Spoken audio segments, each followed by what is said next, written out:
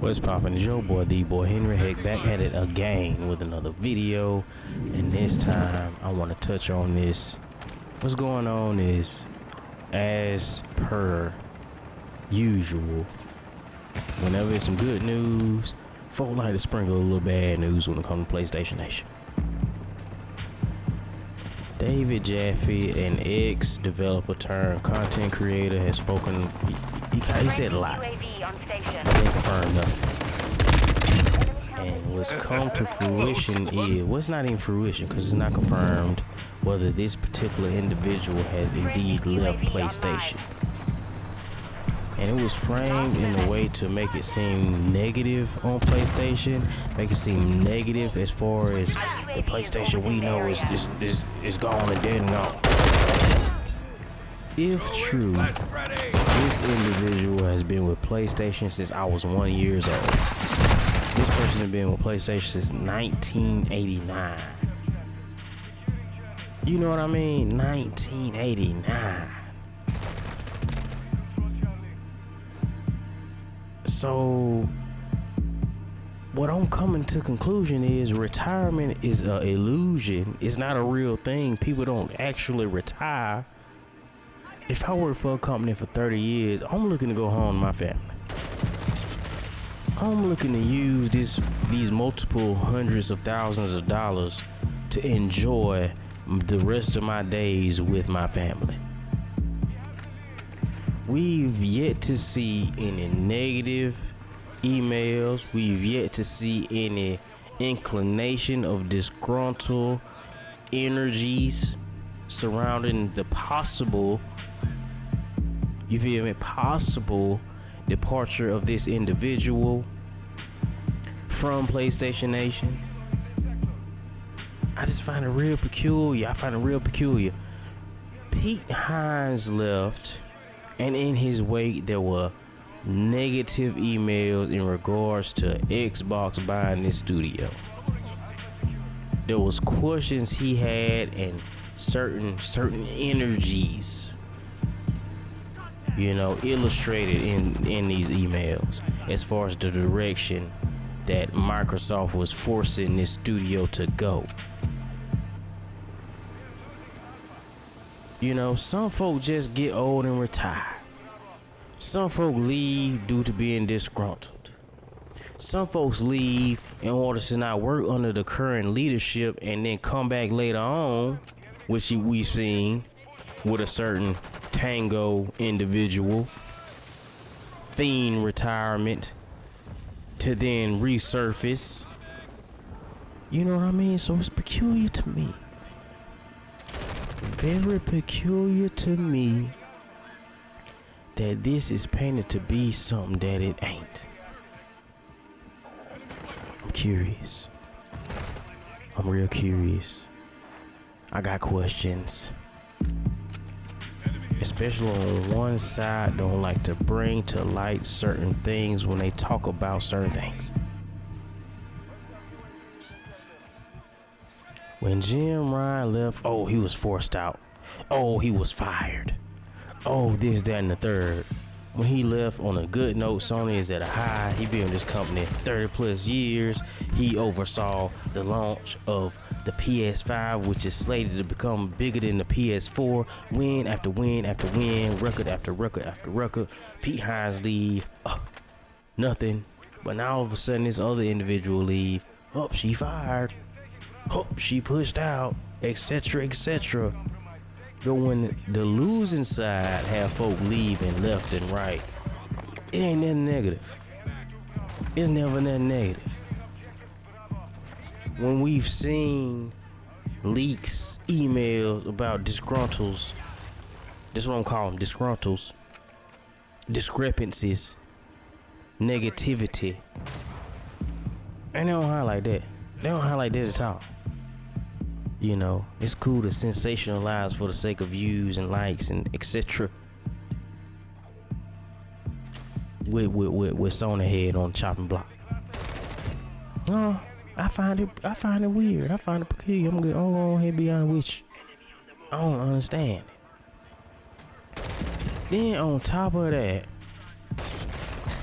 folk retiring, folk leave.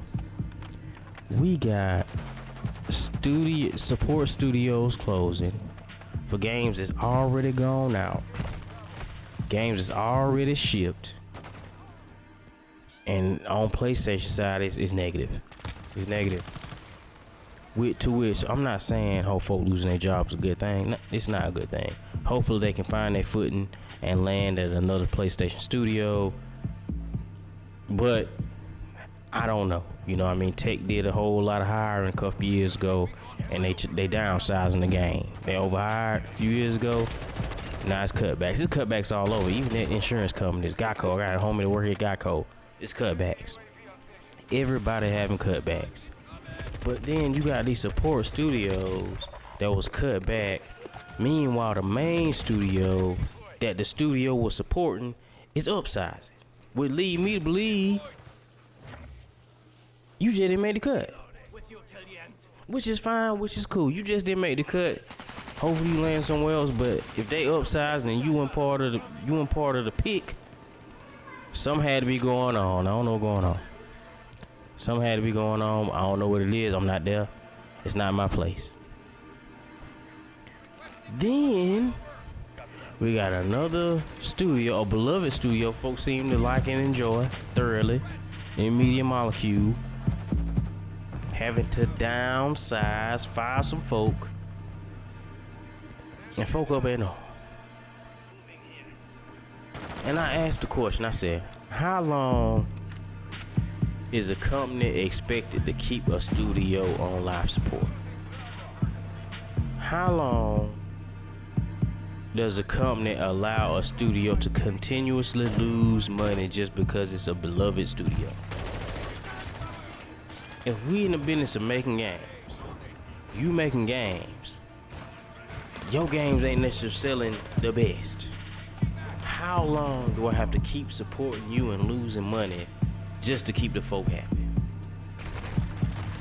Because I will argue most folks don't give a darn, because most folks ain't buying the game in the first place. It's only a select few minority whom are making the case that studios shouldn't be closed because they bought one of the 10,000 copies. They bought one of the 20,000 copies. Studios should be kept open because they sold 20,000 copies and it's a studio that you knew the name from when you was a youth.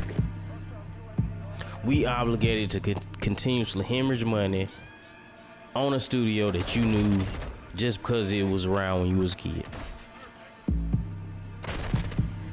If these games aren't selling, why do these companies have to keep these studios popping? Because you ask the individual, say, hey, if you was a business owner, would you do this? They might say yes. But if they say yes, that lets you know right then and there they ain't never been in charge of nothing. They ain't never owned nothing. They ain't never been the head of something. You not about to keep in my opinion, you're not about to keep a service that's not making you money and is just costing you time and money. That's a double negative. I'm not about to offer no service that folks ain't buying. I'm not about to offer us a product that people ain't supporting. Why would I do that? And over the last few years, PlayStation has closed studios that people liked, Japan studios, etc.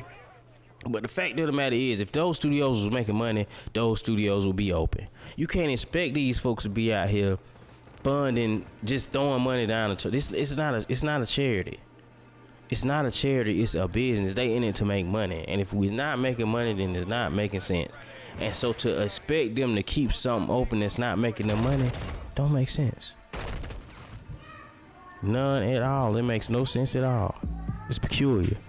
Very peculiar. And that's just the long and the short of it, for my opinion.